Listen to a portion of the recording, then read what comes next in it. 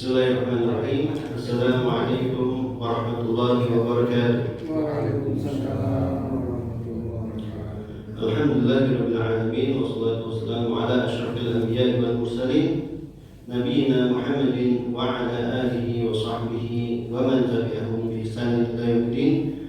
Wa ba'du. Jamaah yang dimuliakan Allah Subhanahu wa taala, pada malam hari ini kita sampai ke surat Tabbat Yada Abi Lahab wa Tab. Namanya surat apa? Surat Al-Masad. Bisa disebut surat Al-Masad, boleh juga disebut sebagai surat Al-Lahab, boleh juga disebut sebagai surat Tabbat. Saya hari tadi nggak dapat Al-Masad. Ya, namanya tiga. Bisa disebut Al-Masad, bisa disebut Tabbat, bisa disebut juga Al-Lahab, ya. Mungkin kita lebih familiarnya Al-Lahab, ya, karena ada kata Lahabnya di situ. Dan itu nggak apa-apa. Ulama menyebut surat ini dengan tiga nama tersebut. Bisa dengan nama Tabbat, karena itu satu-satunya yang dalam Quran pakai kata Tabbat itu di situ. Tabbat untuk menyebut nama lagi. Kemudian boleh juga Al-Lahab, boleh juga dibacanya Al-Lahbu. Boleh dibaca Al-Lahbu, hanya disebut juga boleh. Karena Nabi kata Syekh Utsman Al-Khamis pernah membaca dengan sukun juga, Abillah bin gitu. Tidak Abillah, tapi Abillah bin juga boleh. Ya. Sebelumnya kita ingatkan bahwa dahulu ketika Al-Quran ini didengarkan oleh kalangan bangsa jin, mereka itu sangat semangat untuk menyimaknya. Ya, jin itu di surat jin nanti Bapak bisa buka juz 29, surat jin ayat pertamanya itu Allah Subhanahu wa taala berfirman, A'udzubillahi minasyaitonir rajim. Qul uhiya ilayya annahu istama'a nafarun minal jinni faqalu inna sami'na Qur'anan 'ajaba yahdi ila rusdi fa amanna bihi wa lan nusyrika bi rabbina ahada. Katakanlah wahai Muhammad, telah diwahyukan kepadaku bahwasannya ada sekumpulan jin yang telah mendengarkan Al-Quran. Ini sekumpulan jin mendengarkan Al-Quran. Lalu mereka berkata, jin-jin ini pada ngomong, Inna sami'na Qur'anan 'ajaba. Sungguh kami telah mendengarkan Al-Quran yang menakjubkan. Dan tiap hari ya dengerin Al-Quran, pernah nggak merasa ayat ini sangat menakjubkan gitu? Kalau jangan bisa merasakan seperti itu, maka mungkin ada yang keliru di antara kitanya. Kenapa? Mungkin jinnya itu ngerti bahasa Arab, gitu ya, salah satunya. Sedang kita mungkin nggak ngerti bahasa Arab, sehingga kita kurang memahami ayat ini indahnya di mana sih. Mereka mengatakan, sungguh kami telah mendengar Al-Quran yang menakjubkan, yang memberi petunjuk kepada jalan yang benar, lalu kami beriman kepadanya, dan kami sekali-kali tidak akan mempersekutukan seorang pun dengan Rob kami. Jadi jin setelah mendengar Al-Quran, dia merasa Al-Quran itu menakjubkan. Setelah itu dia bertekad, saya tidak akan menyembah selain Allah. Nah, uniknya manusia ini, justru ada manusia-manusia yang justru malah menyembah jin. Ya, ya, maka dari itu yang bikin kita mungkin tidak merasa takjub terhadap Al-Quran yang kita dengarkan, Al-Quran yang kita baca. Salah satu sebabnya mungkin karena kita kurang memahami maknanya, karena mungkin kita nggak bisa bahasa Arab. Maka kalau nggak bisa bahasa Arab, lanjut ke level kedua, pelajari terjemahannya. Nah, mempelajari terjemahannya saja juga kadang tidak cukup untuk menggali keunikan dari ayat tersebut. Maka diperlukan ngaji seperti ini, ya. Ya, alhamdulillah Bapak-bapak, Ibu, Allah kasih istiqomah bisa menghadiri pengajian kecil kita ini ya setiap Jumat malam. Semoga Allah Subhanahu wa taala berkenan membukakan pintu-pintu ilmu yang bermanfaat sehingga kita bisa memahami makna-makna dari ayat-ayatnya. Ya, sekarang kita sampai di surat Al-Masad atau Al-Lahab atau surat Tabat, ya, yang akan menceritakan tentang siapa? Abu Lahab dan istrinya. Abu Lahab dan istrinya. Sebelumnya kita mempelajari surat apa? Surat sebelum Al-Lahab surat apa? An-Nasr. Idza jaa nasrullahi wal fathu. Apabila telah datang pertolongan dari Allah dan kemenangan atau pembukaan kota Mekah. Dan kamu melihat manusia masuk ke dalam agama Islam secara berbondong-bondong. Nah, di surat Al-Lahab ini atau Al-Masad ini akan disebutkan orang yang tidak termasuk orang yang masuk ke dalam agama Islam secara berbondong-bondong. Akan disebutkan orang yang tidak senang dengan adanya pertolongan dari Allah Subhanahu wa taala, yaitu Abu Lahab. Surat ini tergolong surat Makkiyah, surat yang turunnya sebelum Nabi hijrah ke Madinah. Ya. Sebabnya adalah ketika Rasulullah SAW awalnya dakwah secara sembunyi, lalu beliau mulai mendakwahi kerabatnya. Setelah lagi mendakwahi kerabatnya, beliau mengundang 20 orang sekitar kerabatnya dikumpulin, diajak makan bareng itu, kemudian mulai dikenalkan dengan Islam. Abu Lahab ini datang, terus kemudian bilang, jangan dengerin dia. Siapa dia? Begitu intinya, akhirnya bubar, nggak ada yang mau memeluk agama Islam. Nabi Muhammad nggak putus asa. Kedua kalinya beliau kumpulkan seperti ini, dikasih makanan. Kemudian berkumpul sekitar 40 orang. Lagi ngumpul kayak itu, lagi dikasih pengertian tentang Islam, Abu Lahab datang lagi. Ngapain kalian kumpul-kumpul begini? Dibubarin lagi sama dia. Sampai akhirnya yang mau masuk Islam cuma satu orang, anak kecil berusia 10 tahun. Siapa? Ali bin Abi Thalib. Maka Abu Lahab menertawakan dia. Hai Muhammad, lihatlah, dari sekian kerabatmu yang mau masuk Islam cuma anak kecil. Maka kata Rasulullah, gak apa-apa, meskipun dia anak kecil, tapi ini adalah sebaik-baik tangan yang membaikat saya, tangannya Ali. Ya. Setelah mendakwahi kerabat, orang-orang terdekat keluarga beliau, maka naik ke level selanjutnya. Allah Subhanahu wa taala memerintahkan Nabi Muhammad untuk berdakwah secara terang-terangan. Maka yang beliau lakukan adalah beliau naik ke Bukit Sofa. Di Bukit Sofa itu beliau memanggil, wa sabaha, wa sabaha. Dulu orang kalau mengumpulkan pasukan atau memberitahu orang, begitu saja berteriak wa sabaha. Ya, mungkin bahasa kitanya apa ya? Perhatian. Sobah sih artinya pagi gitu. Cuma kan nggak bisa diartikan perkataan gitu. Perhatian, boro-boro. Kalau di kampung mungkin akan mukul kentong, tong orang akan berkumpul. Kemudian beliau memanggil, ya Bani Fihr, ya Bani Ali. Hai keturunan Fihr, hai keturunan Ali. Dan kita sebutkan nama-nama kabilah-kabilah Arab yang ada saat itu. Maka masing-masing orang mengirimkan, masing-masing kelompok, masing-masing kabilah mengirimkan utusannya. Kalau ketua kepala sukunya nggak bisa datang sendiri, maka dia mewakilkan kepada orang lain. Karena dengar yang teriak ini adalah Muhammad, maka semua orang bergegas Ini pasti ada perkara yang sangat penting karena ini suara Muhammad, dan Muhammad bukanlah orang yang suka ngeprank yang bikin heboh kemudian ternyata nggak ada apa-apa.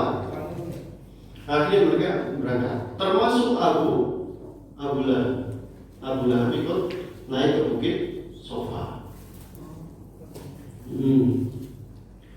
Setelah itu Nabi Muhammad bertanya kepada mereka, "Ara'aitukum law akhbartukum anna khaylan wara'a hadzal wadi turidu an tughiru 'alaikum akuntum musaddiqin?" Kasih Pak. Bagaimana menurut kalian seandainya aku bilang kepada kalian bahwa di belakang lembah ini ada sekelompok pasukan berkuda yang ingin menyerang kalian? Apakah kalian akan percaya kepadaku? Jadi Mekah kan lembah ya, lembah ada di antara gunung-gunung itu. Mereka lebih berkata, bagaimana menurut kalian kalau di belakang lembah ini ada pasukan berkuda yang akan menyerang kalian? Kalau saya bilang kayak gitu, apakah kalian akan percaya? Maka mereka menjawab, "Na'am, ma jarrabna 'alaika kadiban." Ya, kami tidak pernah mendapati kamu berdusta. Kami dapati kamu selalu jujur. Pasti kami betulkan. Maka Rasulullah di kondisi seperti itu mengatakan, kalau kalian percaya, kalau kalian menganggap saya tidak pernah jujur, maka sekarang ketahuilah bahwa saya adalah utusan Allah yang memberi peringatan pada kalian tentang adanya azab bagi orang yang tidak mau beriman. Maka di saat seperti itu Abu Lahab marah kepada Rasulullah SAW dan mengatakan, "Tabban laka ya Muhammad, ali hadza jama'tana?" Celaka engkau wahai Muhammad, apakah hanya untuk ini kamu kumpulkan kami? Maka karena dia ngomong tabban laka ya Muhammad, celaka engkau wahai Muhammad, maka Allah balas dengan ayat ini. Apa ayatnya? Tabbat yada abi lahabin wa tab. Celakalah kedua tangan Abu Lahab, dan dianya sendiri juga bakal celaka. Sebagai balasan tadi dia mengatai Nabi Muhammad juga akan celaka oleh dia. Maka Allah balas, justru yang akan celaka itu adalah kedua tangan Abu Lahab. Ya, celaka atau binasa, atau kalau bahasa anak mudanya sekarang bilangnya mampus lu. Mampus lu gitu. Celaka kamu, binasa kamu gitu. Ya. Binasalah kedua tangan Abu Lahab.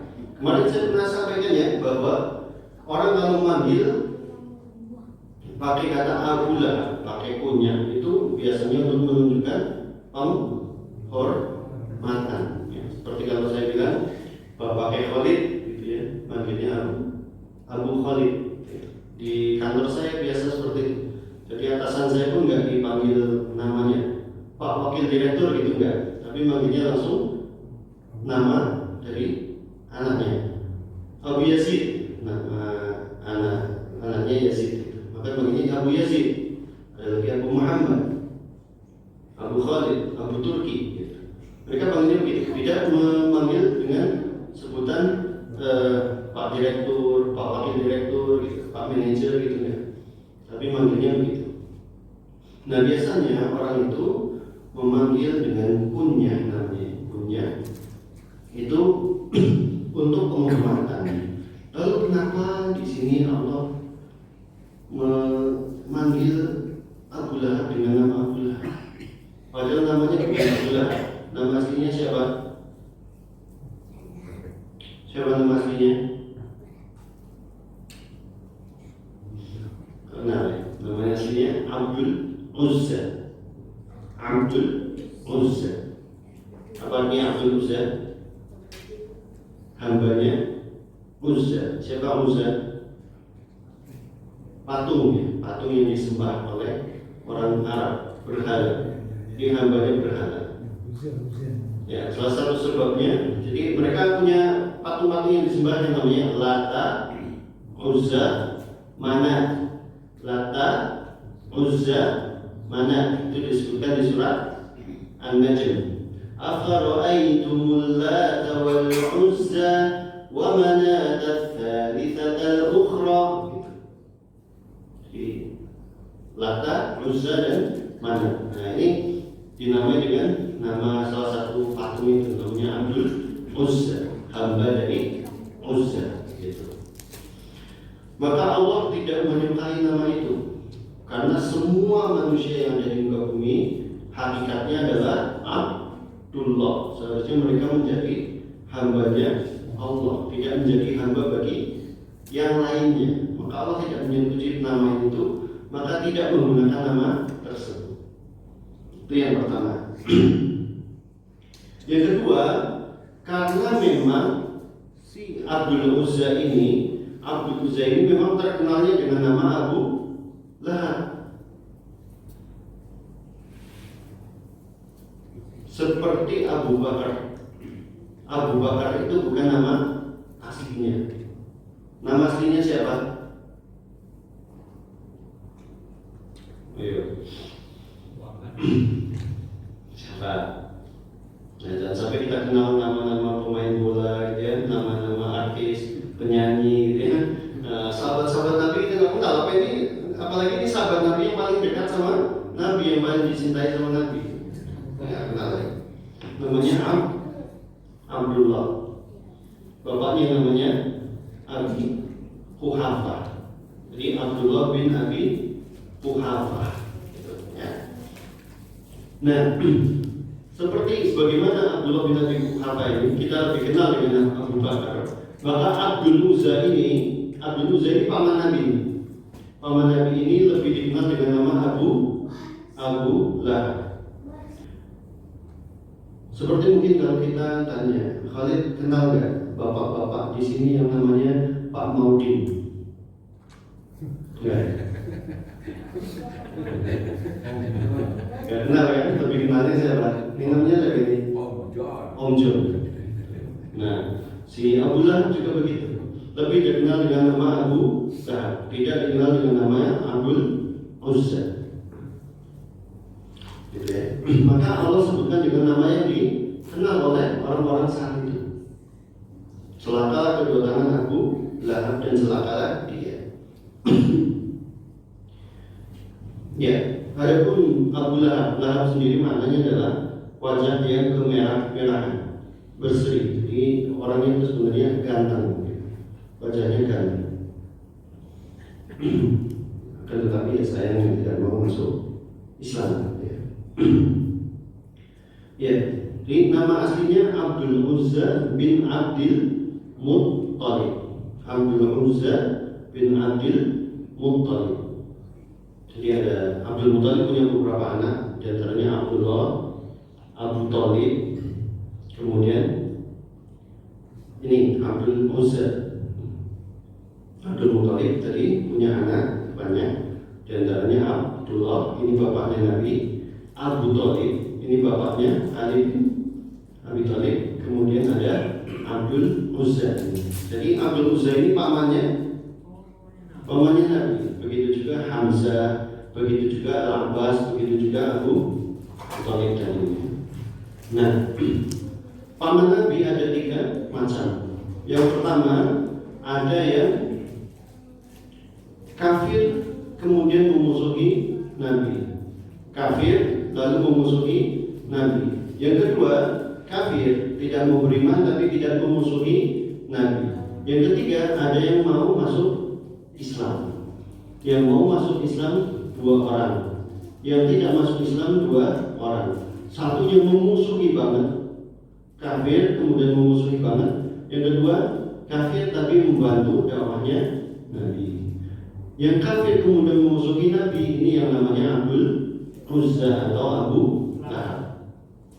Kemudian yang tidak mau beriman tapi tidak memusuhi Nabi namanya Abu Talib. Biasanya seorang paman kan pengen keponakannya sukses, ya kan? Ya kan? Paman pengen keponakannya sukses. Bahkan kalau anak keponakannya menemui hal-hal yang sangat sulit, yang mustahil pun akan berusaha dibantu oleh pamannya, ya kan? Nah, si Abu Lahab ini nggak begitu. Abu Lahab justru berusaha gimana caranya supaya keponakannya ini tidak sukses dalam perjuangannya. Harusnya bantu, ya. Harusnya bantu. Yang ini nggak dibantu, malah dicekal. Bahkan ketika Nabi mulai berdakwah itu, si Abu Lahab ini punya anak namanya Utaibah.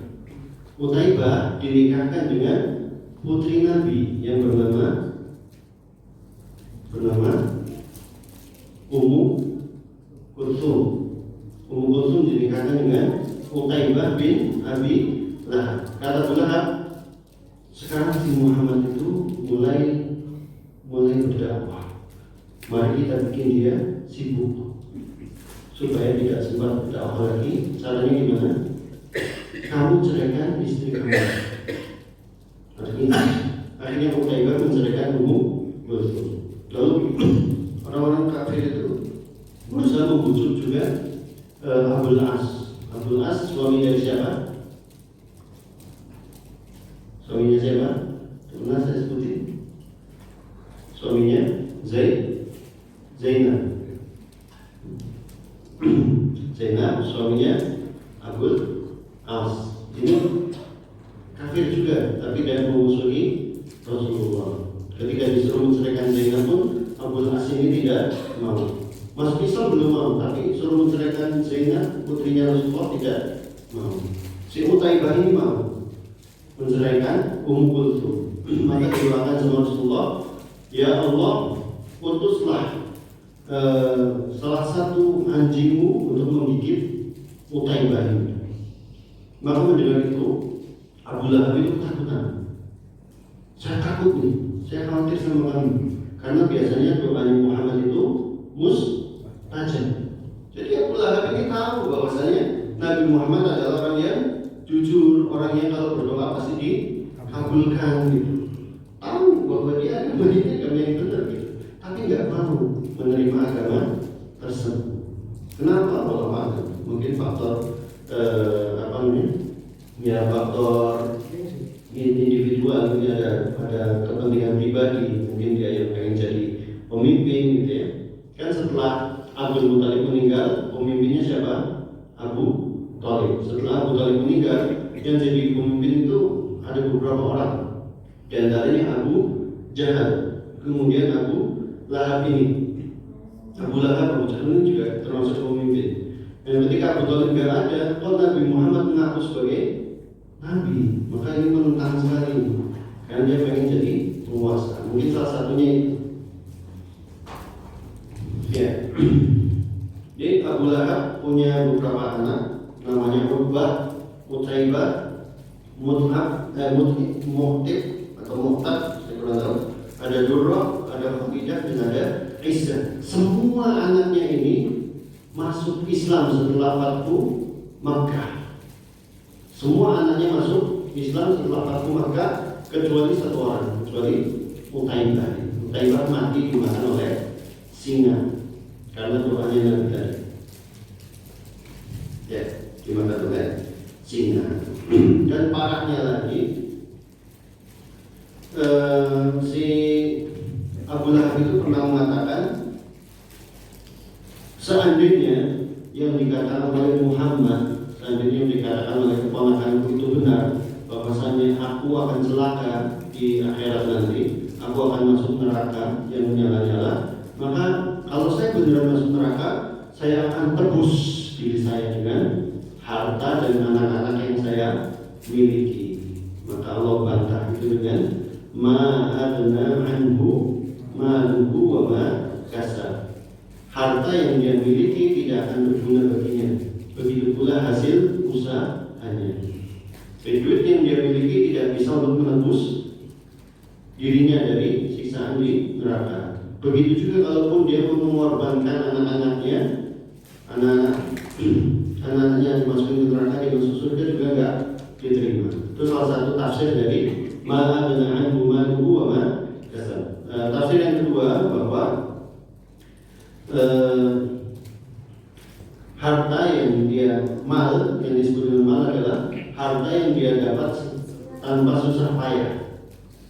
Adapun ma'kasabah itu harta yang diperoleh dengan susah payah. Harta yang diperoleh tanpa susah payah itu contohnya apa? Harta warisan. Dia nggak mau ngapain, tiba-tiba bapaknya meninggal, dapat duit gitu, tanpa dia harus bersusah payah. Jadi harta dari hasil warisannya tidak berguna baginya. Begitu juga harta yang dia bisniskan, harta yang dia putar untuk bisnis juga tidak berguna baginya. Ya.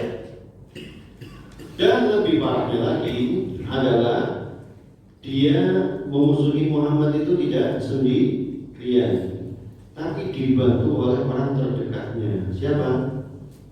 Dibantu sama siapa dia? Istrinya. Jadi dia jahat, jadi penjahat, terus ngajak-ngajak istrinya. Makanya disebutkan saya selanaron data lahab. Dia akan masuk ke neraka yang apinya menyala-nyala atau apinya bergejolak.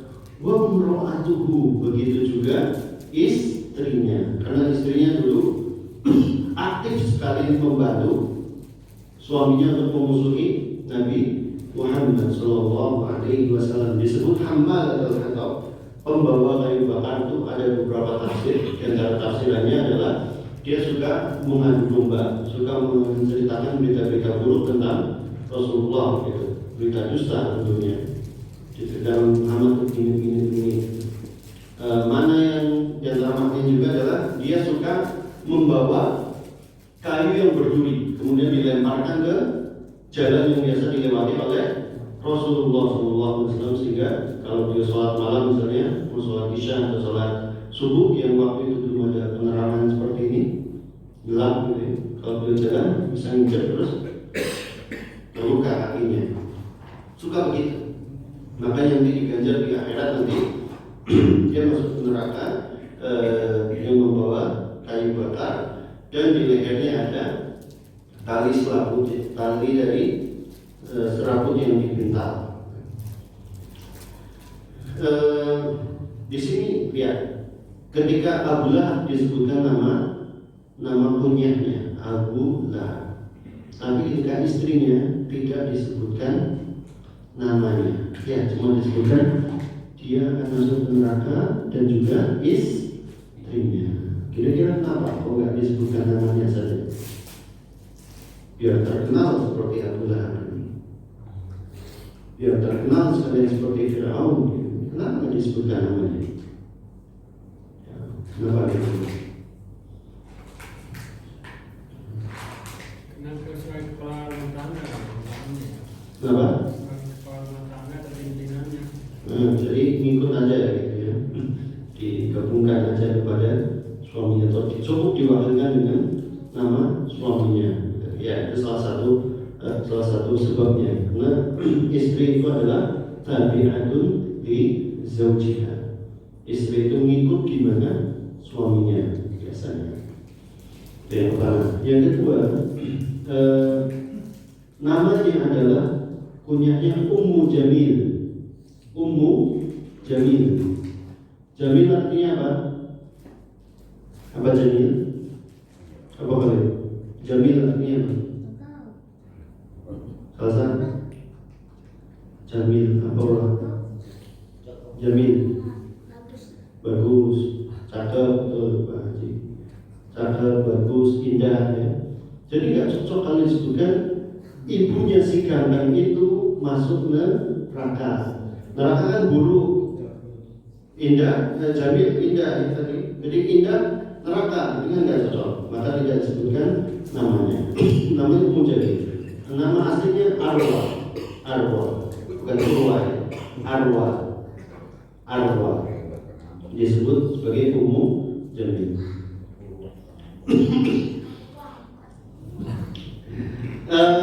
Sebab yang ketiga, karena orang Arab itu sangat menjaga perempuan, sangat menjaga perempuan. Saya sedekat-dekatnya sama Om John. Kalau Om John orang Arab ya, sedekat-dekatnya saya sama Om John. Kalau Om John sudah lagi di jalan sama istrinya, papasan sama saya, Om John nggak akan nyapa sama saya. Kalau udah sama istri, maka privasi, dunia milik berdua. Iya, begitu. Sedekat-dekatnya saya sama atasan saya, kalau atasan saya udah sama istrinya, nggak mungkin nyapa saya. Bahkan biasanya kan biasa aja kalau misalnya saya nyuruh Mas Gusti misalnya, Mas Gusti tolong ambilin minuman di rumah saya bawa ke sini. Nanti istri saya di rumah yang akan ngasih minumannya. Kan kita kayak gitu biasa ya. Kalau mereka enggak, mereka lebih pilih sebentar ya, saya pulang, saya ambil minuman, saya bawa ke sini. Meskipun dia bos gitu, itu nggak mau nyuruh saya, dia akan pilih ambil sendiri. Biar saya nggak ketemu istrinya. Sangat dijaga sekali sama mereka. Makanya sampai kalau mereka punya paspor, bikin paspor itu, foto istrinya itu dicoret pakai ini, pakai apa? Pakai bolpen. Bagian mukanya itu ditutup. Dan itu diterima-terima saja di imigrasi di mana itu diterima. Bagian mukanya ditutup. Maka salah satu cara jelek mereka orang Arab kalau mau bawa BTS, minta tuna susila, perempuan yang nggak baik itu caranya dipakai cadar. Kalau dia pakai cadar udah jalan baru, nggak akan ditanya ini siapa. Tapi kalau mau jalan, Dianggap istrinya udah. nanti dia pasti istrinya. Kelihatan macam kesehatan. Berarti tahu ya. Kalau nggak mansur berarti bukan asli itu berarti pasti lokal. Ya, itu mereka sangat menjaga perempuan-perempuan. Makanya di Al-Quran hanya ada satu nama perempuan, tidak ada nama perempuan lain dalam Al-Quran. Siapa itu? Fatimah. Ya. Ibunya Nabi Isa. Siapa namanya? Maryam. Cuma Maryam saja di Al-Quran. Nggak ada nama perempuan lain di Al-Quran. Kita mau cari nama istrinya Nabi Adam, ada nggak? Kita tahu Hawa dari mana? Dari hadis. Adapun di Al-Quran kita mau cari siapa nama istrinya, nggak disebutkan. Kita mau cari nama istri Nabi Muhammad. Khadijah nggak ada, Aisyah nggak ada, Zainab nggak ada, Sofia nggak ada. Kita mau cari nama istri Fir'aun, nggak ada. Di Al-Quran cuma disebutkan Wamro'ata Fir'aun, istri Fir'aun. Itu karena mereka sangat menjaga sekali istrinya, menjaga perempuan-perempuan. Bahkan diriwayatkan kalau orang tentang kesolehan riwayatnya ya, katanya Ali bin Abi Thalib itu kalau sudah malam itu cepat-cepat mematikan lampu. Kalau sudah selesai sholat isya pulang rumah, cepat-cepat mematikan lampu. Kenapa?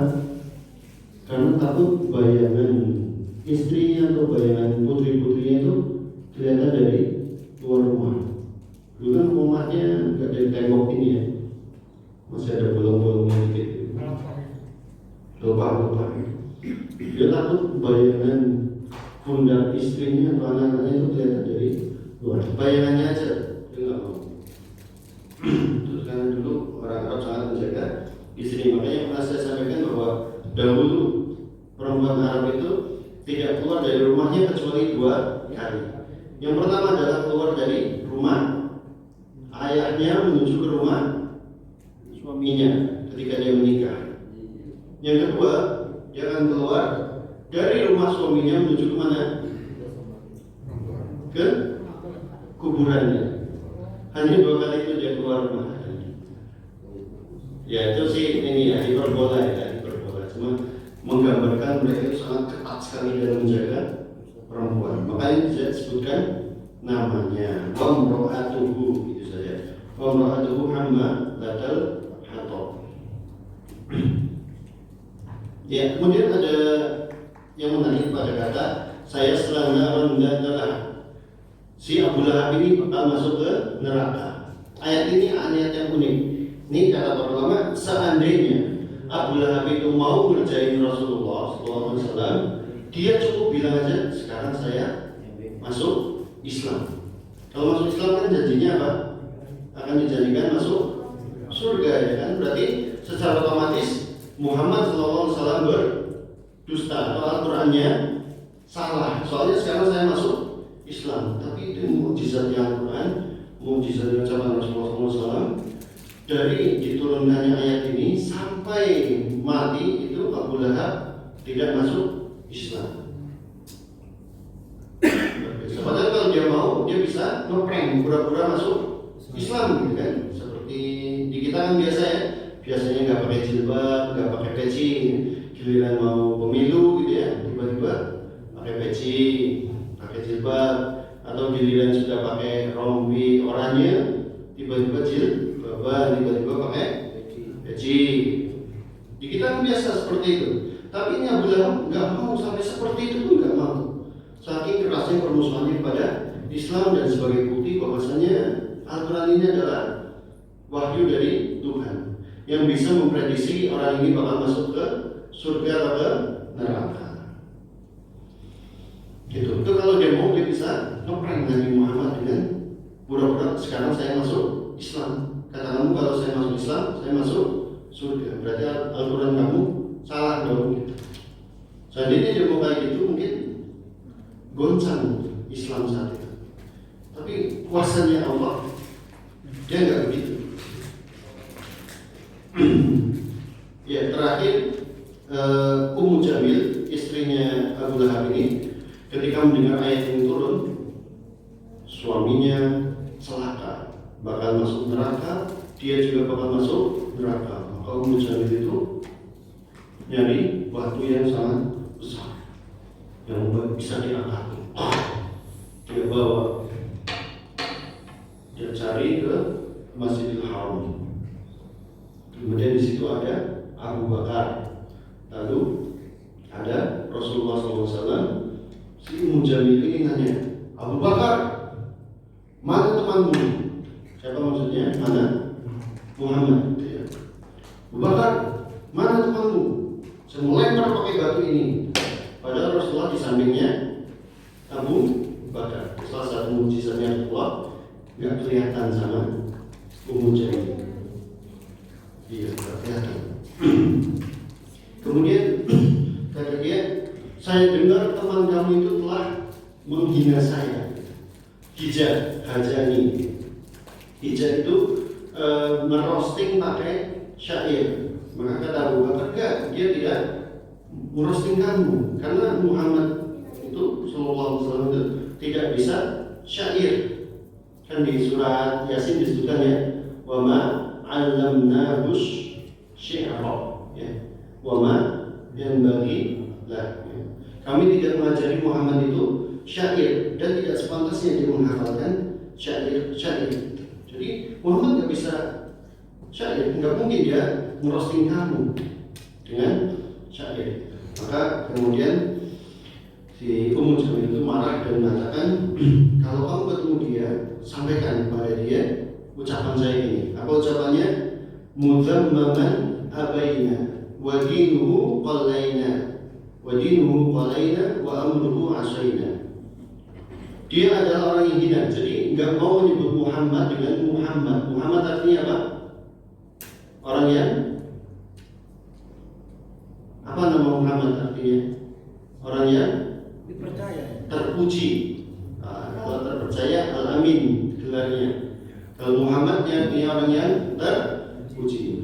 Bahaya sekali, nggak kenal Nabi kita ini ya. Muhammad orang yang terpuji. Orang-orang kafir Quraisy tidak mau menyebut dengan nama Muhammad. Mereka memanggilnya dengan julukan Muzammam. Lawan dari Muhammad adalah Muzammam, orang yang tercela. Muzammaman abaina, dia itu adalah orang hina yang kami abaikan. Wa dinuhu qalaina, agama yang kami remehkan atau kami benci. Wa amruhum asaina. Setiap perintahnya selalu kami durhakai, atau setiap perintahnya selalu kami tentang. Gitu. Jadi Abu Bakar selalu menyampaikan itu. Oke.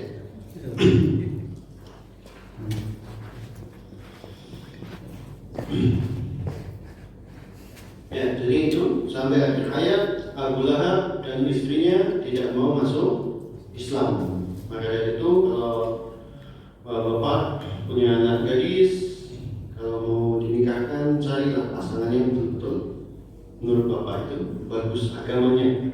Salah satu caranya katanya adalah lihat orang itu rajin di masjid apa enggak. Jadi ada orang yang dilamar putrinya, kemudian dia mengatakan saya kasih jawaban setelah sebulan. Ternyata selama sebulan itu bapak itu nyari kontrakan di dekat rumahnya si pemuda itu. Dia sholat jamaah di masjid sekitar tempat pemuda itu. Lalu bapak itu mendapati selama sebulan anak itu rajin sholat subuh, hampir nggak pernah ketinggalan sholat subuh. Maka akhirnya diterima lamarannya. Jadi harus betul-betul selektif dalam mencarikan suami untuk anak perempuannya, karena bakal ngikut agama mengikuti suaminya. Yang pertama, yang kedua tadi paman-paman Nabi kan ada Hamzah, ada Al-Abbas, ada Abu Talib, ada Abdul Uzza. Pelajaran dari Abu Lahab atau Abdul Uzza ini adalah jangan kasih nama anak kita dengan nama-nama yang buruk. Abdul Uzza tadi kan hambanya patung gitu kan. Akhirnya jadi penyembah patung betulan. Jadi penyembah berhala betulan. Maka cari nama-nama yang baik seperti Khalid bagus, Urwah bagus, Salsabila bagus, ada Al-Qur'annya. Aisyah bagus. Anak Pak Fiti siapa? Saka Basale. Oh, Sakho, ini Sakho artinya apa? Apa artinya? Dermawan ya. Dermawan itu bagus. Nurman gitu ya, Nur cahaya kan bagus gitu. Maudin bagus. Kalau itu kayak manusia. Iya, manusia yang bercahaya. Ya, mungkin sementara itu bisa saya sampaikan. Barakallahu fikum jami'an. Bismillahirrahmanirrahim. Kalau ada salahnya mohon dimaafkan. Semoga kita belajar bermanfaat, bisa menambah keimanan kita, bisa menjadi penggerak iman kebaikan kita pada hari kiamat. Allahumma ati nufusana taqwaha wa zakkiha anta khairu man zakkaha anta waliyuha wa mawlaha. Subhanallahumma bihamdika asyhadu an la ilaha illa anta astaghfiruka wa atubu ilaik. Assalamualaikum warahmatullahi wabarakatuh.